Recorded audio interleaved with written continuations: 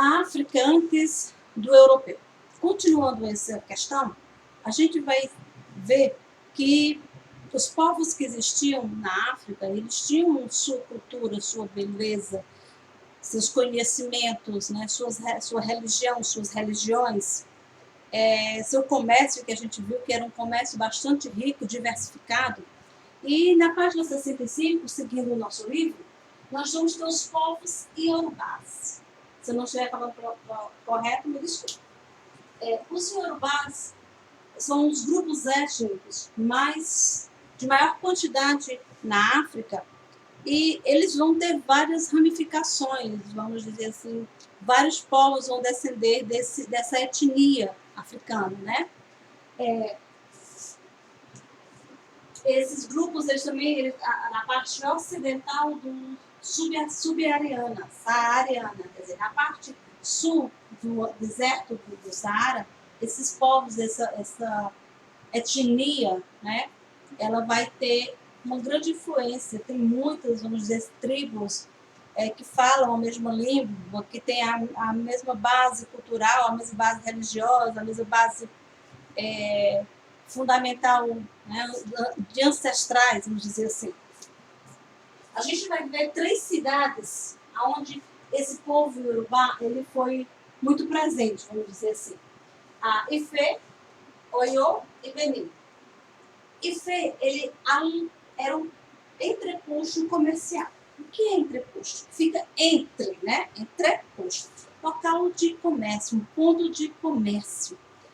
Aqui, ele vai dizer que ele vai ligar, fazer um eixo entre a savana, a floresta tropical e o litoral.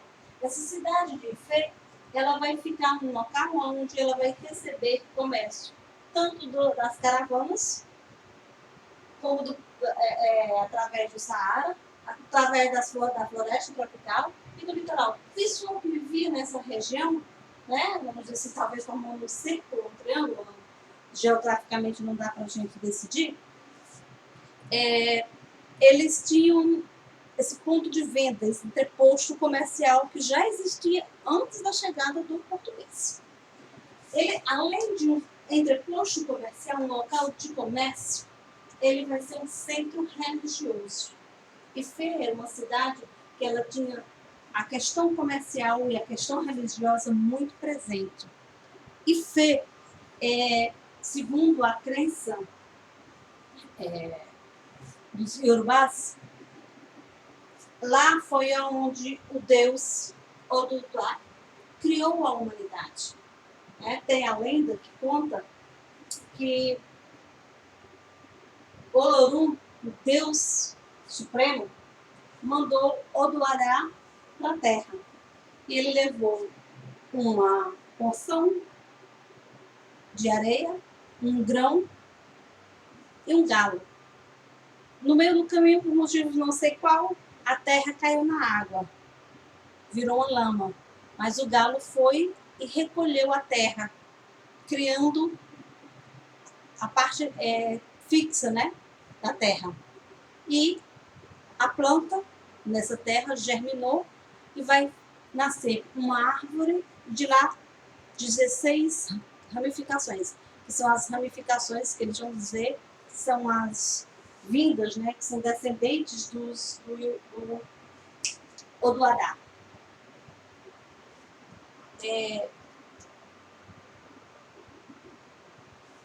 Essa questão religiosa, ela vai ser tão importante que as cidades vizinhas, elas vão pagar tributos a isso.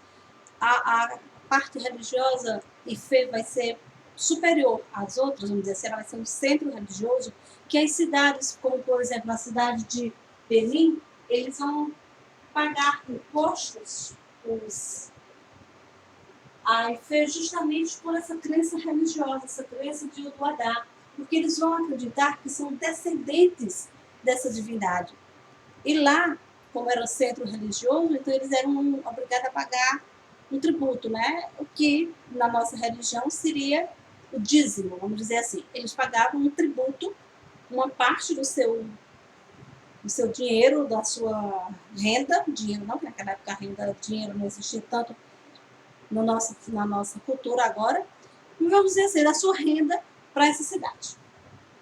Nós vamos em Rio, Oyo, também a pronúncia não sei se está correta. Ele é um centro urbano.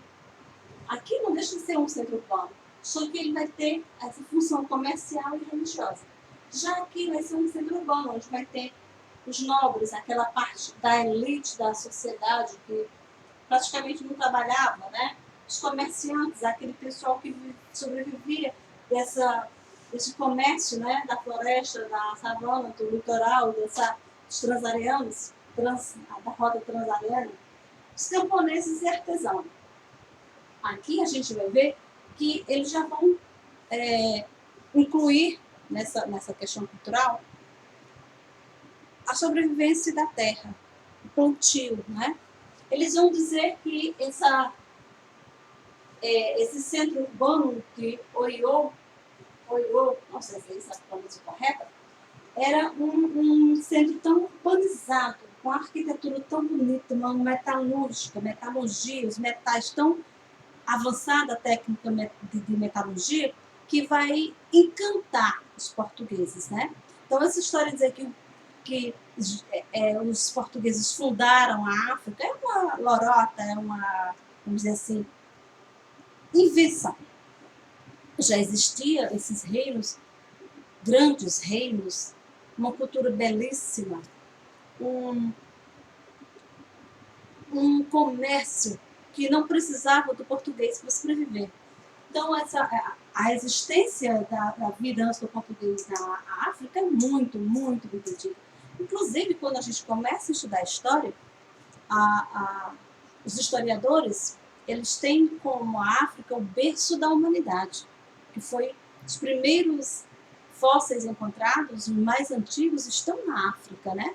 Então, existia vida, muita vida, antes da chegada do europeu. Nós vamos ver a terceira cidade aqui, Benim. Né? Benim, ela vai ser uma junção de vilarejos. Ela vai ser uma cidade-estado, isso já no século XIII. Ela vai ser a unificação, a união de vilarejos, né? Que vão fundar essa cidade. Vamos dizer assim, os povos, né? O povo que vai unificar essa cidade de Benim são os Edos, né? A etnia Eda, né? O povo Edo. E eles vão se considerar descendentes dessa divindade, Oduodá. E por isso, eles vão pagar tributos a Ifé. Né? Em Benim, eles vão dizer que eles não têm uma agricultura muito desenvolvida, muito diversificada, os produtos agrícolas eram poucos, né? Mas quando a gente vai pensar em culturas monoculturas, como foi o caso do Brasil, com a cana-de-açúcar, depois do café e depois do algodão, a gente vai ver que eles têm uma diversificação até interessante. Se você for pensar nas culturas antigas, que a gente estava estudando, a egípcia, as mesopotâmicas, a gente vai ver que é uma cultura agrícola diferente. Aqui a gente vai ver, segundo o nosso livro, que os produtos agrícolas eles vão ser basicamente o inhame, o amendoim, o feijão, o dendê, o melão. O dendê é um produto que é feito um óleo. Aqui no Brasil ele é muito usado, o dendê, no cozimento como o vatapá, o acarajé, né? O óleo de dendê. Na posição geográfica, essa cidade de Benim, ela vai ter uma posição geográfica muito favorável justamente para essa questão comercial, né? Ela também vai ser um entreposto, aonde vai ser vendido esses produtos agrícolas local, o artesanato, que vai ter artesanato de cobre, de bronze e terracota. Terracota é um material, né, que, como o próprio nome diz, ele é como argila. Não passa também não nada.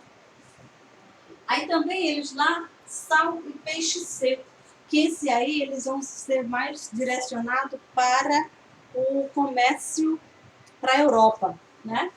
Então, além dessa questão aqui dele ser uma cidade-estado, formada por esses vilarejos próximos, com esse povoedo e essa parte agrícola e essa parte comercial que vai se misturar, a cidade de Benim ele vai começar a se achar pequeno. Então, eles vão começar a fazer expansões expansão territorial, através de quê? Do exército, né? De guerras. No século XV, Benin vai estar tão poderosa que vai dominar mais de muitas, né, cidades vizinhas, né, muitos vilarejos e cidades vizinhas. Então, eles começam a não ser só mais um centro comercial, um entreposto comercial. Eles começam a expandir, a formar um reino, a formar um império, vamos dizer assim. Mas por quê? Porque era o desejo de mais espaço territorial, mais espaço de terra, né? A questão, no meu ponto de vista, uma ganância como de tantos outros locais, né? Então, assim, a gente vai vendo, vamos ver que já existia, né, esse comércio e que os portugueses eles só vão intensificar, né, principalmente a venda, a captura de escravos. Na questão religiosa,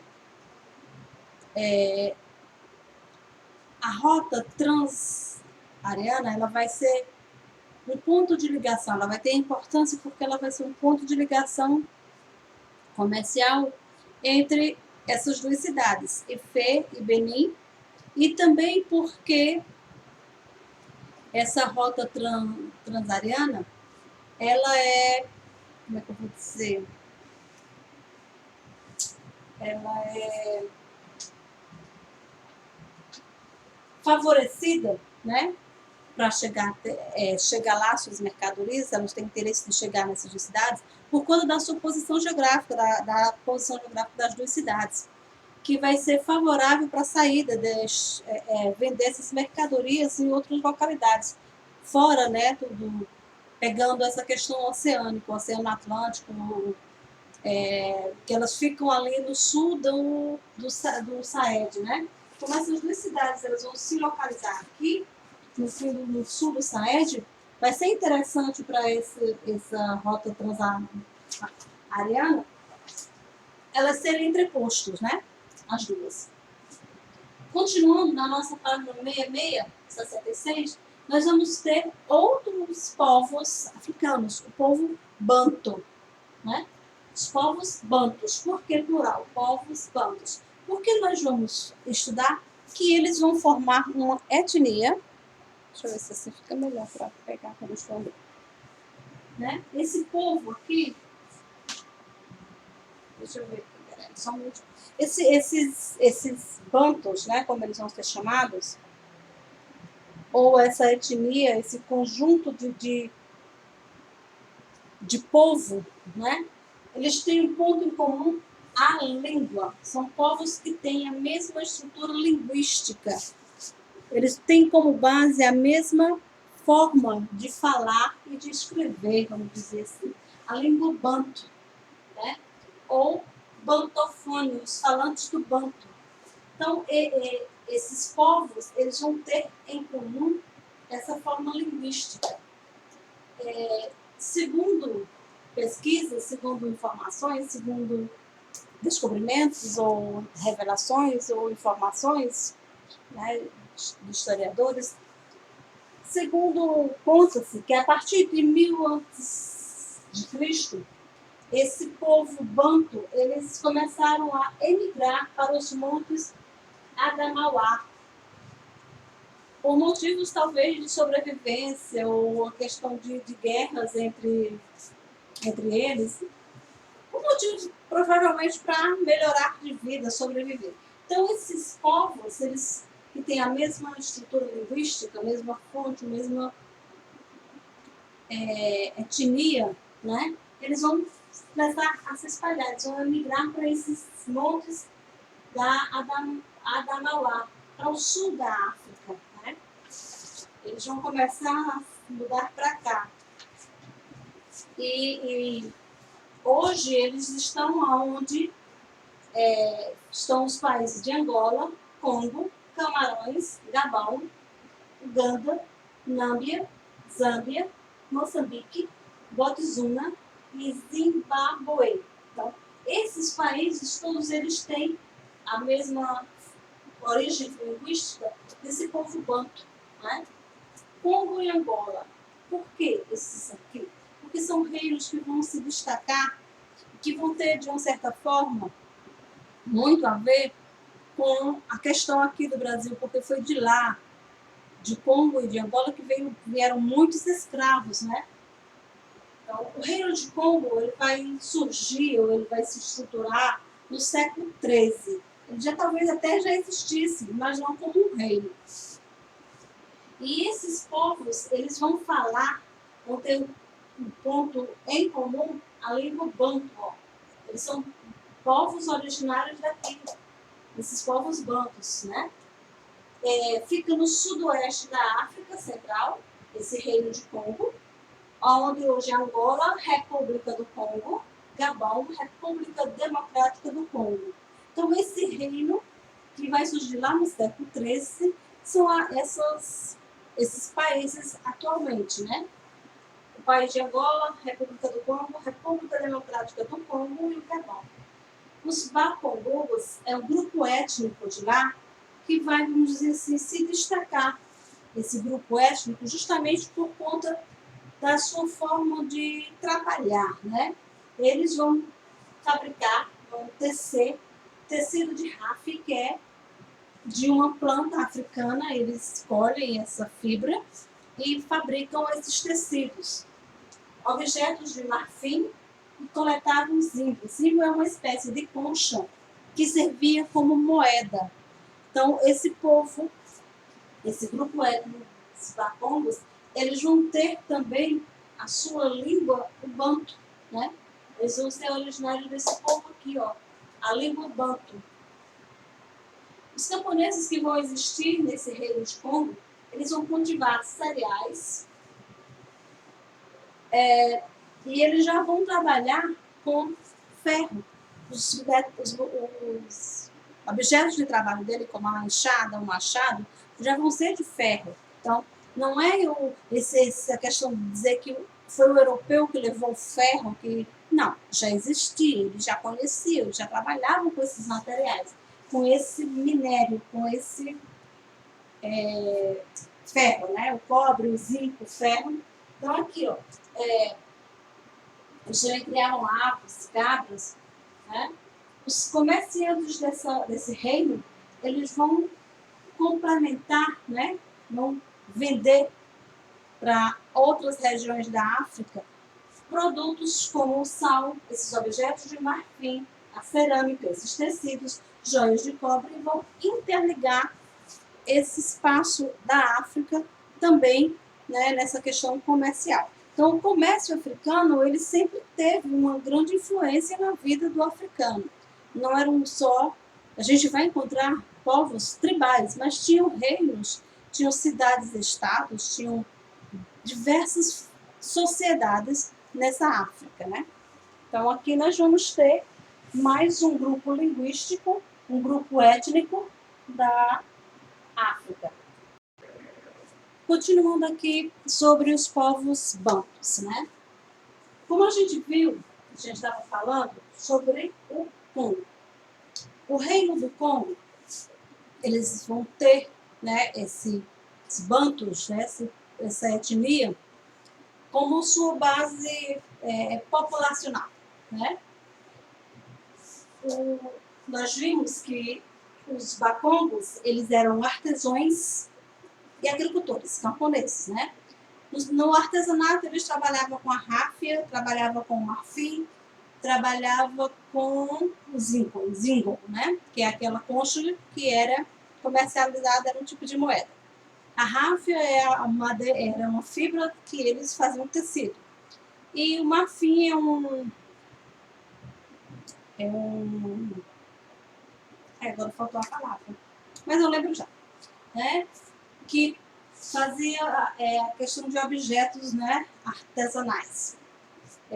Belíssimos. O marfim é um produto, um minério muito, muito, muito rico. O rei, que é chamado de Manicongo, veja bem, Reino de Congo. Então, era uma monarquia que tinha um rei. Monarquia, rei, rei, monarquia. Então, ser o reino do Congo era uma monarquia. Esse rei ele era chamado lá de Manicongo, né? E o rei atual, nessa época, vamos dizer, do século XIII, ele aumentou os seus domínios, né? Ele enriqueceu mais ainda, fazendo o quê? Né? Conquistando terras próximas, terras vizinhas, de seus vizinhos, ou fazendo talvez colônias, né? Tipo de colônias que a gente conhece. É claro que essas conquistas de terra não foi pacificamente, foi na luta, né? Na espada, no tiro, ou seja, guerra. Alianças. Ele entrou em acordo com alguém de uma aldeia, de uma cidade, para não serem destruídos, eles fizeram uma aliança. Então, aquele povo daquela cidade, daquela localidade, passou a estar sob o domínio, sob a proteção, mas iam pagar impostos, né? Casamento com outros grupos, ou seja, eles eram do povo banto. Mas então, para fazer essas alianças também, eles entraram em acordo através de casamento. Provavelmente o próprio rei tinha mais de uma esposa, da cultura africana, em alguns locais, ter mais de uma esposa, né? Então, ele fazia esse acordo, talvez para ele mesmo, ou um filho, ou uma filha, mas através do casamento, ele aumentou a sua rede de poder. Porque o casamento é uma moeda de troca de poder. Moeda de troca de poder. Ainda hoje, casamento é aliança. Muitas vezes, entre pessoas de nível social alto, eles se casam para manter essas relações de poder. Então, é uma herança ou sempre vai existir esse tipo de acordo, de aliança, né? Restringir, fechar aquele grupo no poder. E uma forma é o casamento. Cobrança de impostos. Como eu falei, quando ele fazia essas alianças, esses casamentos, essas alianças principalmente, eles faziam e o quê? A pessoa que aceitava, que era dominada, pagava tributos, impostos, através de quê? De produtos das cidades e aldeias do reino. Todos pagavam impostos, tributos ao rei, né? O Mizanga Congo é a capital, né, desse reino de Congo do século XIII. Ela vai ser uma cidade fortificada, protegida por estacas, né? Não eram muros, eram, vamos dizer, eles fazem como se fosse uma cerca de estacas, né? Formando a proteção. E é claro que vai ter o local onde está o rei, mas eles tinham um local de convivência pública, uma praça, as praças, né? Essa praça central, ela era ao mesmo tempo tribunal, local para orar os reis e centro de comércio. Nessa praça era o centro social dessa cidade de Mizanga Congo, né? Vamos fazer um paralelo. Como a Praça Padre Cícero aqui de Juazeiro, é a praça central da cidade. Lá você encontra locais de comércio, lá você pode fazer comícios, você pode fazer festas, né? Encontros. Então, se a gente voltar no tempo, essa praça central lá de Congo, ela era um tribunal.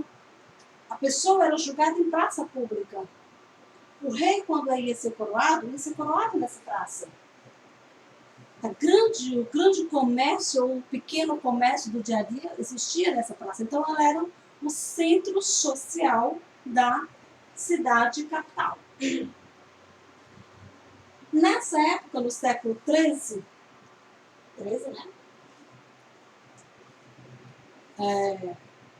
nessa época, os portugueses, século XV já, perdão. No século XV, Portugal já estava lá, mas ele não tinha, né? Ele não, vamos dizer assim, não colonizou. Ele convivia pacificamente ou tinha relações diplomáticas com o rei de Congo, né? E essa relação diplomática, essa convivência, impulsionou o comércio entre Portugal e Congo, né?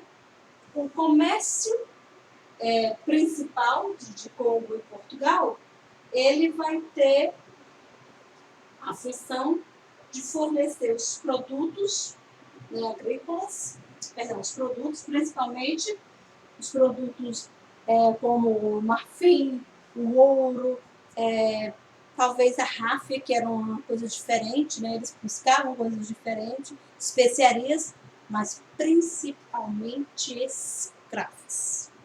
Escravos do Congo e de Angola vieram para o Brasil do século XV até o século XIX. Né? Então, essa relação diplomática entre Portugal e Congo impulsionou o comércio entre os dois. Foi uma coisa que gerou benefícios aos dois. E esse rei enriqueceu mais ainda. Em 1489, o rei Nzanga Nkuzo, eu não sei pronunciar isso, o Nzanga Nkuzo se tornou cristão. Como era muito ao sul da África, eles não tinham um domínio muçulmano. A religião islâmica lá não era tão presente como no norte da África, no Saara, né? Então, provavelmente ele tinha as religiões, os deuses, como a questão do Adá, né? E ele vai se tornar cristão, esse rei de Congo. E vai, a partir dessa data, quando ele se batiza, ele vai se chamar João. Né? Congo e Angola foram grandes fornecedores de produtos e de escravos para o comércio atlântico. Quando a gente vê, olha no mapa, aqui, ó, o Oceano Atlântico, né? Esse oceano aqui, dá para ver? Deixa eu ver. Aqui está melhor. Então, Angola e Congo, ela foi grande, eles foram grandes fornecedores de produtos africanos e de escravos africanos, né? Para esse comércio atlântico com Portugal e depois com os outros países europeus. Se a gente for analisar essa questão econômica do Congo antes ou durante esse período que Portugal foi amigável com o Congo, eles vão ter uma economia, principalmente antes do português, uma economia com base nesse comércio entre os povos do continente, do próprio continente africano. E esses bacongos, né, eles vão ser os artesãos e agricultores. Então, eles vão ser os responsáveis por essa economia. Uma economia com base comercial, né? Esse comércio da artesanal, como a gente vai ver os artesãos, que eles vão trabalhar com... esqueci o nome. Ráfia, com o marfim, com o bronze, com o zingou, né? Aquela concha, e agricultura e cereais. Então, esse comércio do Congo, base econômica dele, ele vai estar muito, mas também com a questão do continente, né? Essa questão de venda de africanos para Portugal, ele vai acontecer quando Portugal chega lá, mas antes de Portugal chegar já existia esse comércio, né? Aqui nós estamos falando de uma etnia africana, os bantus, os povos bantus. Já vimos os povos iorubás.